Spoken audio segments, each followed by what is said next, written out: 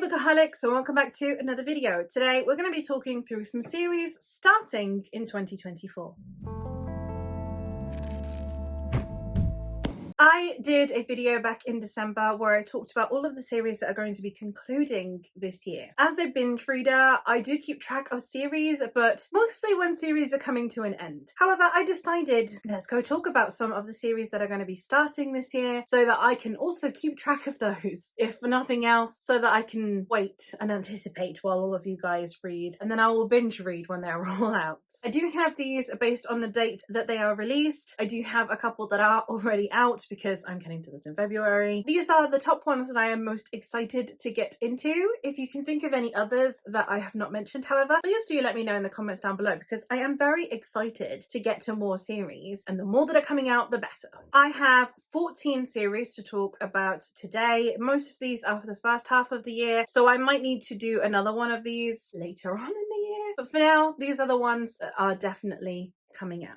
The first series I have is Feybound by Sarah L. Arifi. Book 1, Feybound, was released on the 18th of February this year. It is a fantasy romance, I believe, that involves both elves and fae. And the synopsis for this one goes: Yiren is a warrior of the elven army and has known nothing but violence her whole life. Her sister, Lettel, is trying to make a living as a diviner, seeking prophecies of a better future. When a fatal mistake leads to Yiren's exile from the elven lands, they are both forced into the terrifying wilderness beyond their borders. There they encounter the impossible, the Fae Court. The Fae haven't been seen for millennium, but now Yiren and Lettel are thrust into their seductive world, torn between their loyalty to each other, their elven homeland, and their hearts. I'm really excited for this one. Also just a different take on Fae, a different take on elves. I'm very pumped. The next series I have is The Order of Legends by Esme Duquesne Pearson, with Book 1, The Principle of Moments, released on the 18th of January as well. The synopsis of this one goes: a century-spanning space fantasy novel that will take you on a whirlwind adventure from a Regency-era love affair between a time traveller and the prince waiting for him in the past, to a rescue mission in the 60th century where a girl desperately races against time as she searches for the sister the Emperor stole. 6066.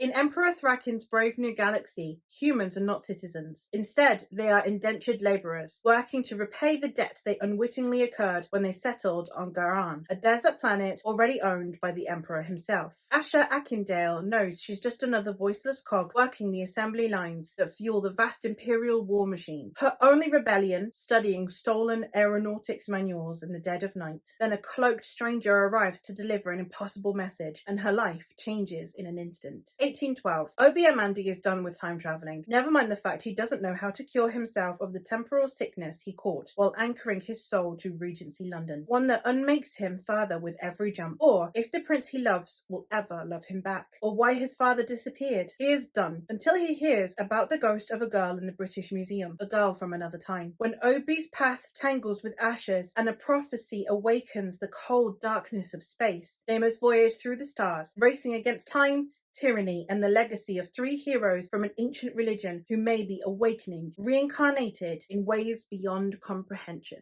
Sounds amazing! And science fiction, fantasy, Regency London, but also far future space. Sounds fantastic. I can't wait. The next series is The Shadow of the Leviathan by Robert Jackson Bennett. Book 1, The Tainted Cup, was released on February 6th, and the synopsis for this one goes: in Daratana's most opulent mansion, a high imperial officer lies dead, killed to all appearances, when the tree spontaneously erupted from his body. Even in this canton, at the borders of the empire, where contagions abound and the blood of the Leviathans work strange magic changes, it's a death at once terrifying and impossible. Called to investigate this mystery is Anna Doblara, an investigator whose reputation for brilliance is matched only by her eccentricities. At her side, her new assistant, Dinios Cole. Din is an engraver, magically altered to possess a perfect memory. His job is to observe and report, and act as his superior's eyes and ears, quite literally in this case, as among Anna's quirks are her insistence on wearing a blindfold at all times, and her refusal to step outside the walls of her home. Din is most perplexed by Anna's ravenous appetite for information, and her mind's frenzied leaps, not to mention her cheerful disregard for propriety and the apparent joy she takes in scandalizing her young counterpart. Yet as the case unfolds and Anna makes one startling deduction after the next, he finds it hard to deny that she is, indeed, the Empire's greatest detective. As the two close in on a mastermind and uncover a scheme that threatens the safety of the Empire itself, Din realizes he's barely begun to assemble the puzzle that is Anna Delabra, and wonders how long he'll be able to keep his own secrets safe from her piercing intellect. I do believe that it is a Holmesian style detective story with a seemingly Regency fantasy setting. Do I need to add more Robert Jackson Bennett to my TBR? No, I do not, because I still need to read his other 2 series. But here it is, alas. That gives me 2 years to catch up on his other 2 series. So, at least there's that. The next series is These Monstrous Gods by Elizabeth May, the first book, To Cage a God. It's released on February 20th. And the synopsis is, using ancient secrets, Galena and Sarah's mother grafted gods into their bones. Bound to brutal deities and granted forbidden power no commoner has held in millennia, the sisters have grown up to become living weapons, raised to overthrow an empire no matter the cost. With their mother gone and their country on the brink of war, it falls to the sisters to take the helm of the rebellion and end the cruel reign of a royal family possessed by destructive gods. Because when the ruling Alareia invade, they conquer with fire and blood. And when they clash, common folk burn. While Sarah reunites with her estranged lover turned violent rebel leader, Galena infiltrates the palace. In this world of deception and danger, her only refuge is an isolated princess whose whip-smart tongue and sharp gaze threaten to uncover Galena's secret. Torn between desire and duty, Galena must make a choice. Work together to expose the lies of the Empire or bring it all down. So it sounds very fantasy romance, but epic fantasy. I'm here for it. God magic is hit or miss for me, but under this pretext, it sounds pretty flipping cool. I like cruel gods. I don't like just like divine intervention. The only time I have liked a non-cruel god is in Godblind, and there are also cruel gods. So it's hit or miss for me, but this one sounds like it's gonna be my kind of thing.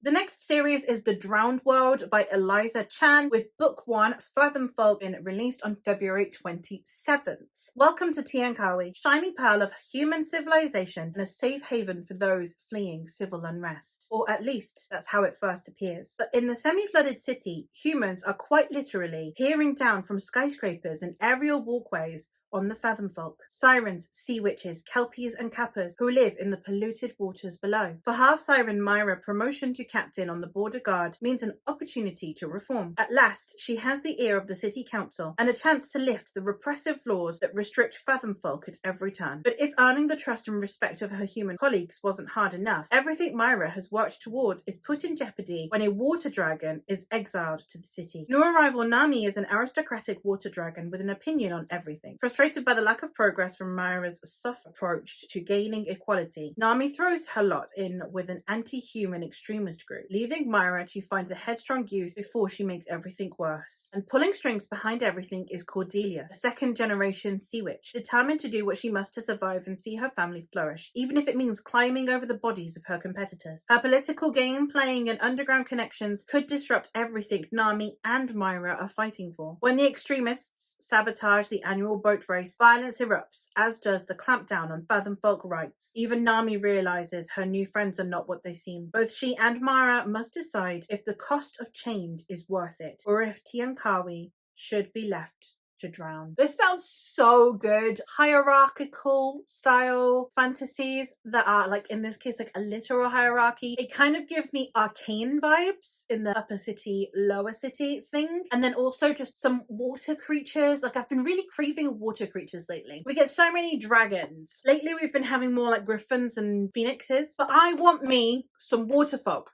Freaking kelpies. I love kelpies. I am looking forward to more kelpies. Next we have The Fair Folk by Lyra Celine, with Book 1, A Feather So Black, being released on March 12th. Set in a world of perilous magic and moonlit forests, this seductive romantic fantasy tells the story of a defiant changeling, her cursed sister, and the dangerous Fey Lord she must defeat to save her family. In a kingdom where magic has been lost, Thea is a rare changeling, left behind by the wicked Fair Folk when they stole the High Queen's daughter and retreated behind the locked gates of Tir na Nog. Most despise Thea's Fey blood. But the queen raises her as a daughter and trains her to be a spy. Meanwhile, the real princess, Iala, is bound to Tir na nog, cursed to become a swan by day and only returning to her true form at night. When the hidden gate to the realm is discovered, Fia is tasked by the queen to retrieve the princess and break her curse. With her is Prince Rogan, Fia's dearest childhood friend and Iala's betrothed. As they journey through the forests of the folk, where magic winds through the roots of the trees and beauty can be a deadly illusion, Fia's mission is complicated by her feelings for the prince and her unexpected attraction to the dark-hearted Fey Lord holding Iala captive. Irian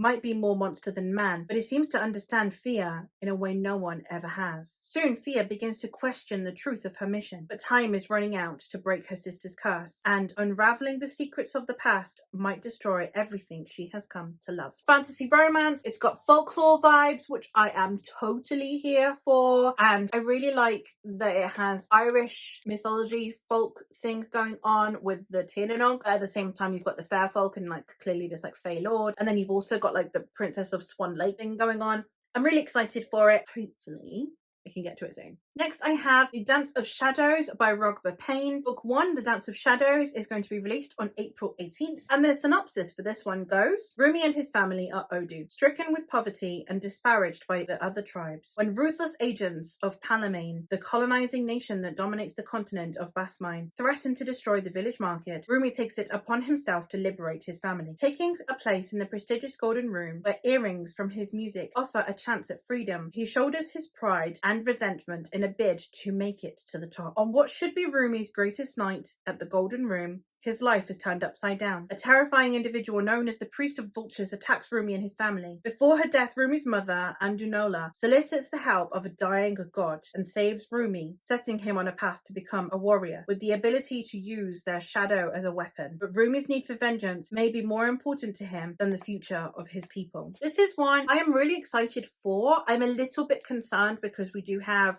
what is seemingly fridging in the synopsis, and I'm a bit over fridging, I'm not gonna lie. But I do love me a good revenge plot, and I'm just more excited about just this being action-packed, and I'm hoping that it's going to have a lot of really interesting types of magic, and obviously we've got a different cultural setting as well. It's an African-inspired fantasy, which I always like, so I'm looking forward to it, but I am also a little bit hesitant because it starts with fridging. The next one I have is The Last Legacy by James Logan. The first book, The Silverblood Promise, is set to release on May 7th. And the synopsis for this one goes, set in a city of traders and thieves, monsters and murderers, this fast-paced epic fantasy debut is a must-read for fans of Joe Abercrombie, Nicholas Eames and Scott Lynch. Lucan Gardova is a card-sharp academy dropout, and thanks to a duel that ended badly, the disgraced heir to an ancient noble house. His days consist of cheap wine, rigged card games, and wondering how he might win back the life he threw away. When Lucan discovers that his estranged father has been murdered in strange circumstances, he finds fresh purpose. Deprived of his chance to make amends for his mistakes, he vows to unravel the mystery behind his father's death. His search for answers leads him to Sophrona, fabled city of merchant princes, where everything can be bought if one has the coin. Lucan only seeks the truth, but instead finds danger and secrets in every shadow. For in Sophrona, everything has a price, and the price of truth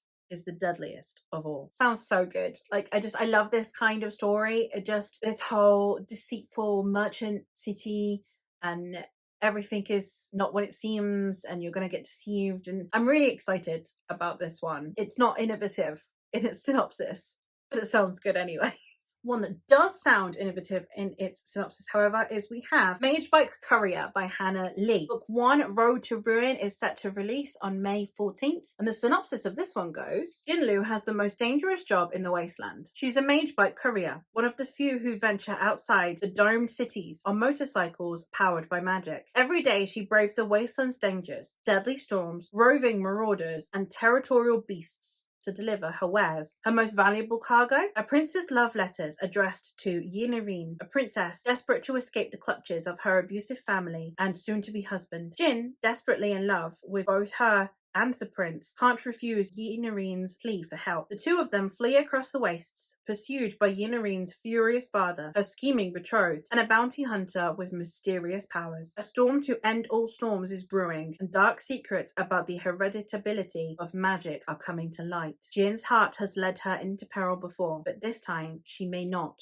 find her way back. Possibly polyamory, definitely bi. And then on top of that, we've got like this motorbike style, but like a desert, wasteland, post-apocalyptic vibe going on. I'm here for it. It sounds amazing. Next, I have The Witch's Compendium of Monsters by Genevieve Dimova. And this one, the first book, Foul Days, is set to release on the 25th of June. As a witch in the walled city of Chernograd, Kasara has plenty of practice taming Rusalkas, fighting Kikimoras, and brewing lycanthropy repellent.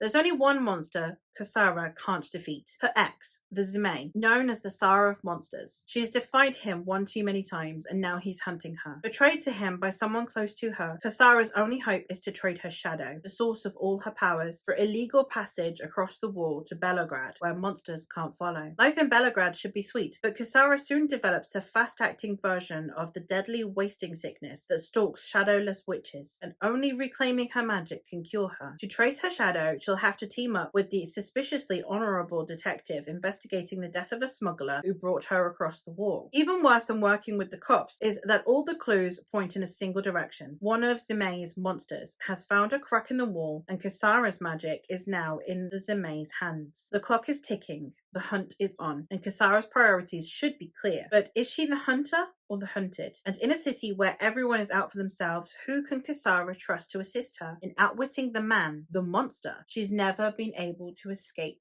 alone? Monster magic, witchy magic. I don't know how long this series is going to be. If it gets really long and episodic, it might lose me, but if it's going to be like a trilogy, then I'm here for it. Next, I have The Wonderlands by Benjamin Lyer. The first book, The Failures, is set to release on July 2nd. The vast machine-like expanse of the Wonderlands, crafted by long-lost gods, is teetering on the brink of eternal darkness. Amidst the decaying behemoth, a diverse group of heroes, chosen by prophetic dreams, embark on a perilous journey. Their mission? To end their crumbling world or witness its irrevocable end. This tale plunges readers into mechanical, planet-sized realms abandoned by its divine creators. It's a tale of second chances and redemption, for these heroes have once tried and failed to salvage their home. Now they're presented with another shot at salvation or doom. I'm excited for this one. I assume that you're going to have like your band of misfits going on, and I'm excited for that. I like that trope. I like that we've got, again, the sci-fi and fantasy elements, because we've got this mechanical planet, but also we have fantastical setup. So I'm excited to give it a go.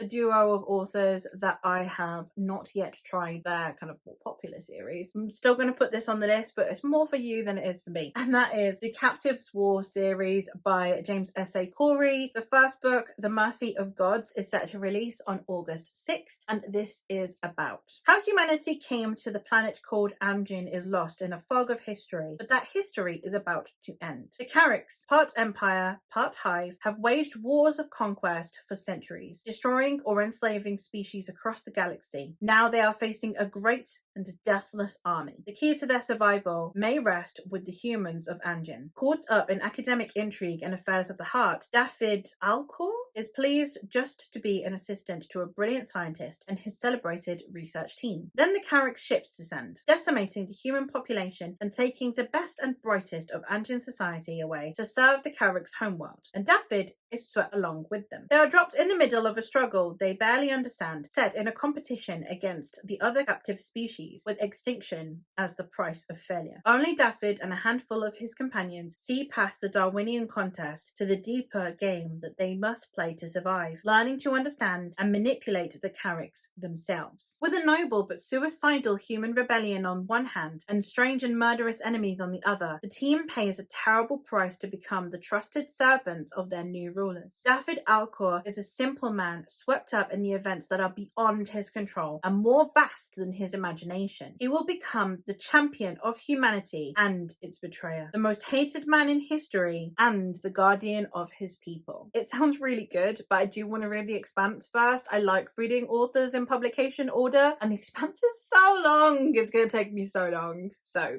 it's going to be a while. Next, we have The Gods Below by Andrea Stewart. Book 1, The Gods Below, is set to be released on September 5th. And the synopsis of this one is: the series is set in a world ravaged by ancient magic, where precious gemstones bestow magical abilities on the few individuals able to harness their power. Full of clandestine power struggles and the battles between gods, the story follows Hakara, a young woman searching for her missing sister and will do anything to find her, even lead a rebellion against the gods themselves. Sounds good. Like, there's not much to that synopsis yet, and it's not the most innovative thing, but it sounds brilliant. I've got my other Andrea Stewart up here, hoping to read this year, looking forward to just working my way through her works. Second to last one, we have the False Goddess series by Amy Liao, and book 1, The Scarlet Throne, is set to release on September 10th, and it consists of a dark, heart-thumping political epic fantasy by debut author Amy Liao, full of scheming demons, morally grey heroines, talking cats, a cutthroat priestess. This delicious tale of power and corruption will captivate from beginning to end. Binsa is a living goddess, chosen by the gods to disperse both mercy and punishment from her place on the Scarlet Throne, but her reign hides a deadly secret. Rather than channeling the wisdom of an immortal deity, she harbors